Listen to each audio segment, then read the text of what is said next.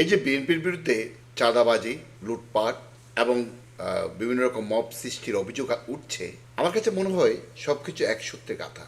মানে ডক্টর মোহাম্মদ ইউনূসের সরকার বিএনপিকে হিউমিলেট করার জন্য, অপমান করার জন্য, বিএনপিকে বাংলাদেশের মানুষের কাছে ছোট করার জন্য যত রকম ষড়যন্ত্র করতে পারে তার সবকিছু করে যাচ্ছে। কারণ এই যে বাংলাদেশের চাঁদাবাজি, সন্ত্রাস, মব সন্ত্রাস যা যা হচ্ছে, সরকার কিন্তু একটা ব্যবস্থা নিচ্ছে না। সরকার চাইলে কিন্তু এগুলো নিয়ন্ত্রণ করতে পারে, কিন্তু সরকার জামাত এবং এনসিপি এই ধরনের দলগুলোকে সুযোগ করে দেওয়ার জন্য, যাতে মানুষের মনে বিএনপি সম্বন্ধে একটা বিরূপ ধারণা সৃষ্টি হয়, সেই উপকরণ তৈরি করার জন্য যা যা কিছু করার দরকার সবকিছু করছে। আর বিএনপি সরকারের ফাঁদে পা দিয়েছে।